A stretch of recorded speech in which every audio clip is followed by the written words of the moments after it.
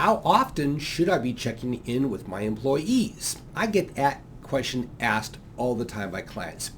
Kevin Ware, your Action Business Coach. And today I want to talk about this often asked question. And I think a lot of this question stems from a fear of micromanagement. So I get this asked all the time. You know what, Kevin? I've got my employees. They directly report to me. How often should I be checking in with them, supervising them, watching over them? And our problem generally isn't that we check in or observe them too much, but we don't really check in enough. Yeah, and I know that sounds surprising. It's because here's the thing, is that when you as a manager, when you are checking in with an employee to see how they're doing, you're observing them and you're getting an idea of how they are doing. The more frequently you do that, especially up front in their employment, the better chance you have to get them kicked off to be a better employee. Now, here's the key though. Now, this is a big difference. I want to really emphasize this point. It's not only how often you check in with them, but how you check in with them. So let's pretend that I am watching somebody do a job, or I am going to check in to see how they are doing. What's the attitude that I bring to that check-in? See, here's the problem, is that too many employees are feeling like you're going to find something wrong that they're doing. You're going to catch them doing something wrong, and they're going to go, oh crud, here comes the boss, here comes the business owner, I'm sure they're going to find something wrong. And if you do that all the time, then nobody's going to really want you to come around. However, one of the things that you need to do is a great book called Whale Done by Ken Blanchard. And he has a concept in the book called Catch Somebody Doing Something Right. Your job when you're a manager is to catch them right off the bat doing something right and verbally rewarding them with that. Now, if they are also doing something that maybe is either wrong or could be done better, now once you catch them doing something right, you can redirect them to then have an idea of how to do something better in what they are doing.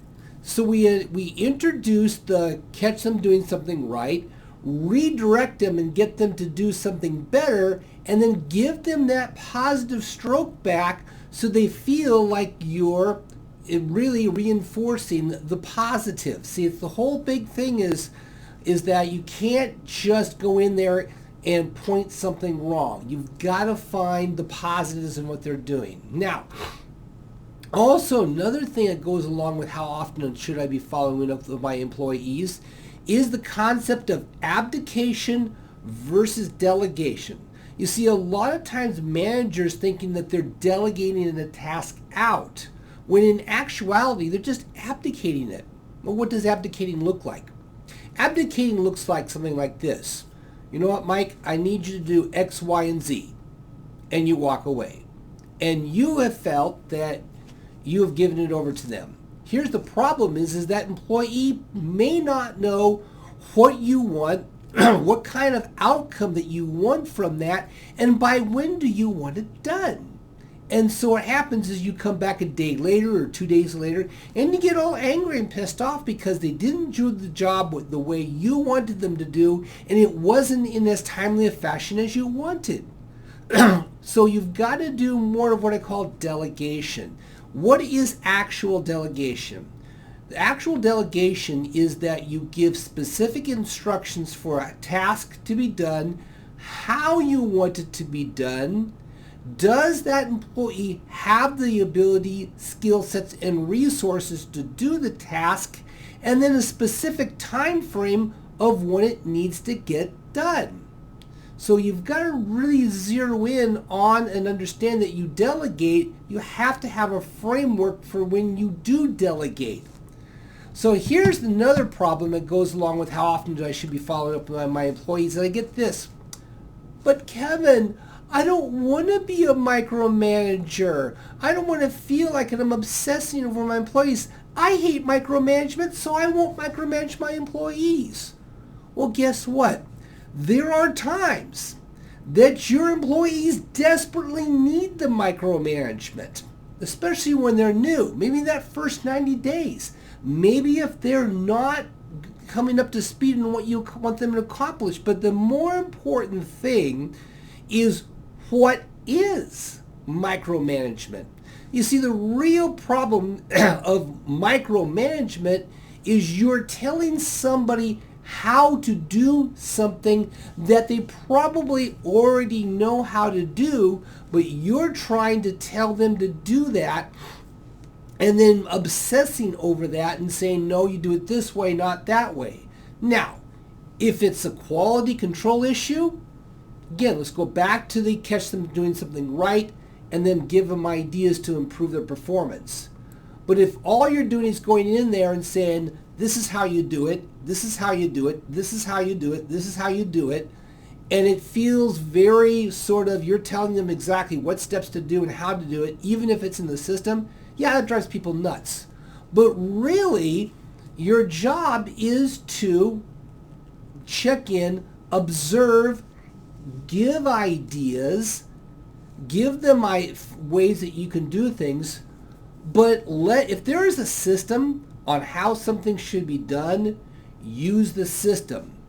If there is a written out manual or a process to do something, then why are you going in and in essence verbally repeating the manual, or you are telling them to do something that's not in the manual or totally opposite of what the system's manual says? So let's go back to the central question. How often should I be following up with my employees? Probably more than you think, but at the same time, it has to be in such a way that gives positive reinforcement to the employee and helps them improve their skill sets on a daily, weekly, and monthly basis, and not just a, hey, you're not doing it correct. Your job as a manager is to help your employees get one little bit better every single day. If you make that the emphasis, then how often should I be following up with the employee isn't as important as the improvement in the employee themselves. I hope this answers your questions, and I look forward to talking to you. Just to let you know, we've got a 12-week management course that is coming up. If you're interested in putting yourself through this 12-week management course, or you have an employee who needs to learn how to be a better manager, go ahead, click below. Let's chat a little bit and see if it's a good fit for you. Have a great day.